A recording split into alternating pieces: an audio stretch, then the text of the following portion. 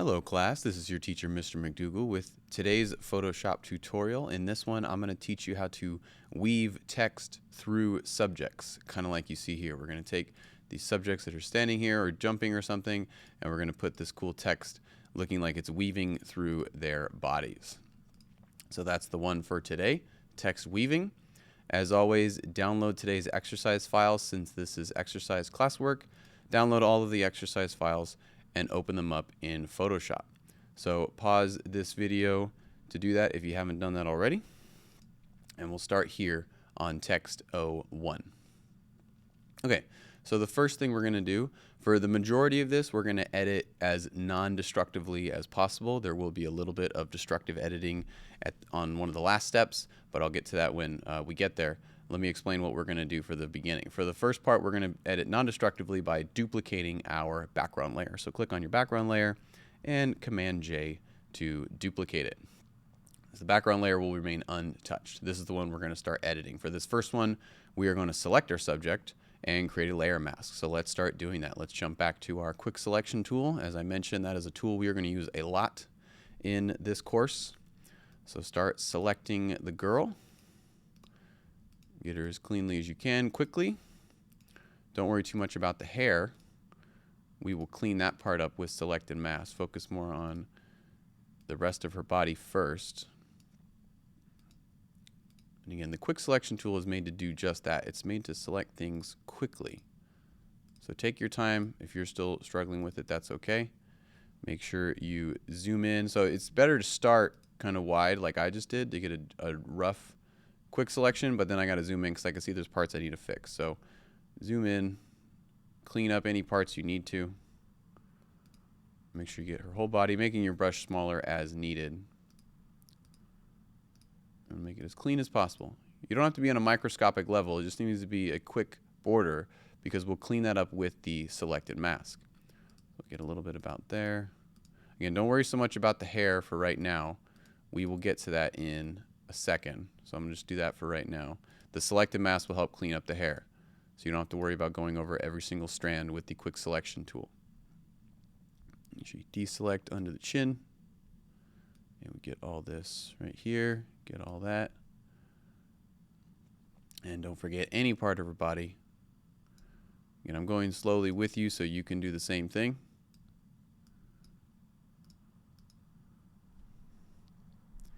There we go. And it's always good just to give it a once over to double check. And the only thing that's not clean is the hair, but that's the part I'm not worried about for right now. Making sure all this looks good. Got her shoe. There we go. Let's go to the other leg. That one looks good. And if you have to go back and forth, that's where you use your negative to deselect. Again, I'm able to do this pretty fast because I do this a lot. If you're still getting the hang of it, because this is a beginner intro course, that's okay. Take your time. That's what these videos are for. The beauty of it is that you can pause if needed. So I've selected her out pretty good. If you're not done, pause this video and take your time to finish selecting so you can join me again at this next part. So now that we have her masked out or selected out, now we're going to mask her out with the layer mask button, which is this one right down here. Add a layer mask. It doesn't look like anything's changed because the original background is still there. If I hide that one, you can see we've masked her out now, except for the hair, which we're going to clean up right now.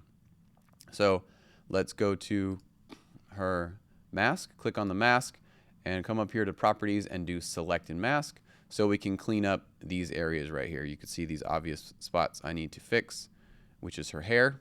So that's where we can use the refine edge brush to kind of just brush in here and really clean out these parts in between. Right there. And we can start seeing her hair stand out a little bit better.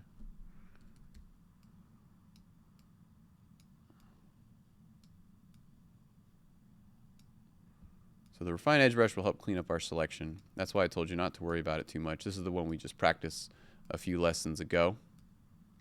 And we're getting used to it to make our selections look as clean as possible. We're getting into parts of Photoshop now where we want our selections to look realistic.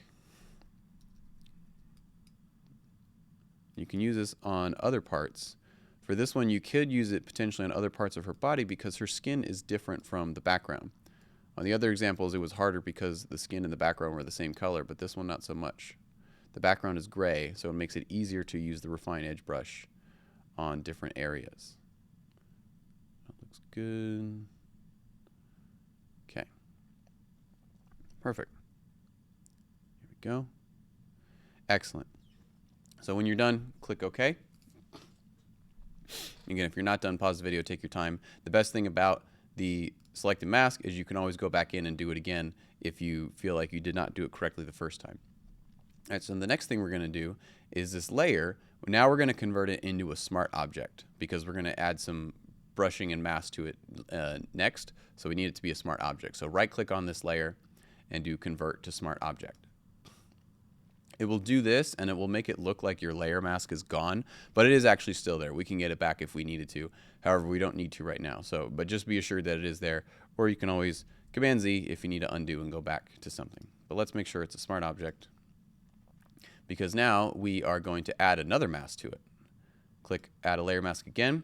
So now we have our smart object that we masked out, and now we have this white layer mask because we're going to brush on it in just a second. Before that, we need to start adding our text. So let's go to our type tool. Click on the type tool, which should just be the default horizontal type tool. If you click and type, there's different kinds of type tools. Make sure you don't accidentally have any of these. We just want regular horizontal type. So just click, and we're going to type the word jump in all caps. Remember, you can mess with the font. You can click here and change to a different kind of font that you want from any of these selection. Pick a big, bold font as usual. As you know, I like the one called Impact. I think that's a really good, big, bold font to choose from. You don't have to pick that one, but make sure the font that you choose is big and bold. Every effect that we do in Photoshop and any editing, the effect always looks better when you can see it on the big, bold font. I'm gonna put it right there, and you're gonna make it huge. You're gonna make it giant, going across her body, just like you see in mine right here. There we go. So take a second to do that if you haven't already. Make sure the color of the text is white or a very, very light color. You don't want to do a dark color for this one because we're going to add shadows to it, and you won't be able to see the shadows if the color is dark. So make sure your text is either white or a super, super light color. All right. So now that we have our jump text layer, whatever layer we add, every time we add a new layer, by default, it goes above the previous layer or all the way to the top. So in order to have our masked out girl be on top of the text, we just need to move the text layer in between the two right here. So take your text layer and move it down in between these two so it's sandwiched between the background and the masked out layer. So already we have a pretty cool effect that you see a lot on YouTube thumbnails and other things where you have the subject in front of words, which now you know how to do with using a simple mask. If you just typed it normally, it would look like this, but when we mask the girl out, she looks like she's in front. But we're going to take it one step further and have her start weaving through the text. So this is where our mask comes in. So click on your mask, the white mask right here, and we're going to go to our regular old brush. And now we're going to start brushing with black to hide parts of her body behind the letters. So I'm going to zoom in just a little bit. There we go. So for this, you want your hardness of your brush to be relatively sharp, either at 100 or close to 100, because we want nice strong lines where we're going to hide her behind the text. So anywhere you brush with black on this mask, you will start hiding her. So watch, if I brush like this right here, it starts to hide her. And I could be a little free-for-all with this. You can see I'm brushing her leg, but it's okay because the background layer is what's filling in the gap. This is how I brushed her, but this background layer fills in the gaps right there, so it's okay. So pick different parts of her body you want to brush and hide behind the text. If you go too far and you accidentally do it like that, you can always Command Z to undo, or just switch back to white and brush with white to bring her back. So pick a few spots that you want to brush with black to hide her body. I'm going to go right here. I'm going to hide her leg behind this part of the M. I think looks good. Hide her arm right there. And hide this part right here.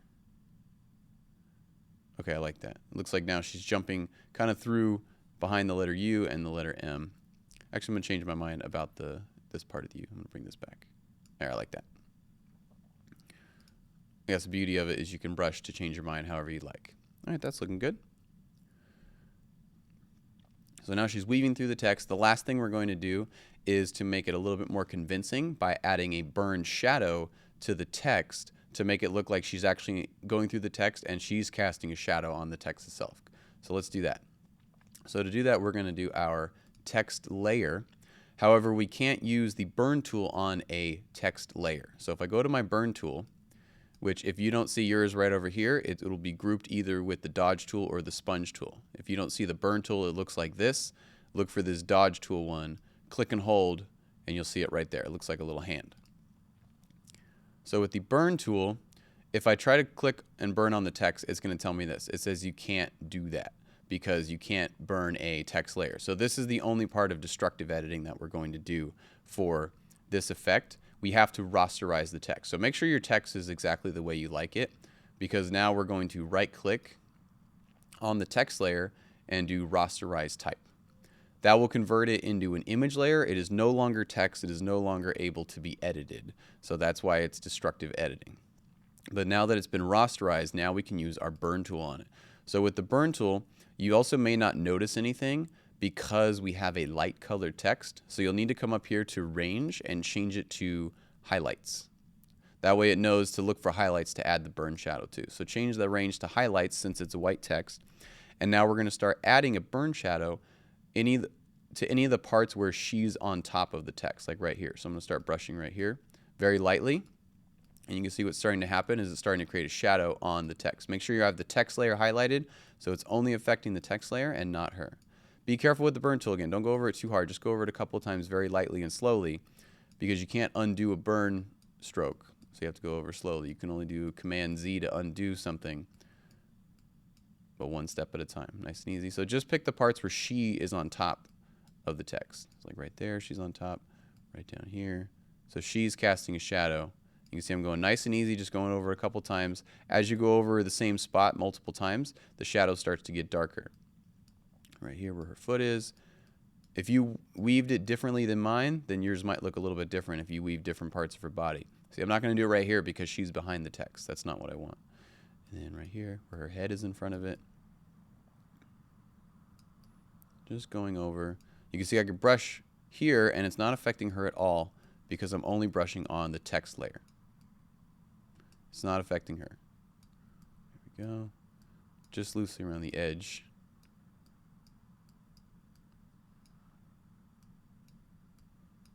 Anywhere where she's in front.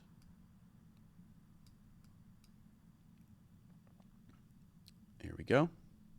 That's looking pretty good. So now you can see the effect right there, and you can see what happens with these other layers. If I hide her, there's my burn strokes right there on the text, but it's being hidden by her layer mask, and the text again is also on its own layer. So that is how we create the text weaving effect, and you can see how realistic it looks now with her weaving through it and casting a shadow on the text. So what you're going to do is do the same thing on the remaining exercise files. So you'll see text 02, do the same thing with this guy. This one I want you to type the word goal, big bold text, same thing, weave him however you'd like, doing the exact same steps that we just did. On text number 3, do the same thing with the word kick, this karate guy. Text number 4, you have multiple subjects, so do the word dance, and I want you to weave multiple subjects through here. You don't have to weave all of them, but weave most of them, 2 or 3 of them at least, through the text. Get creative with it. So you need to mask out multiple subjects in this one. For 5, 6, and 7, you can do whatever you'd like. Type in a word that you feel fits the theme of this photo and weave these subjects through the text that you've chosen. Make sure that, again, the text is always big and bold. Use all the same techniques we practiced here with the first example. Okay, and since these are exercise files, as always, when you're done, take your screenshots of every single one of these and turn them into today's assignment. So have fun and let me know if you have any questions.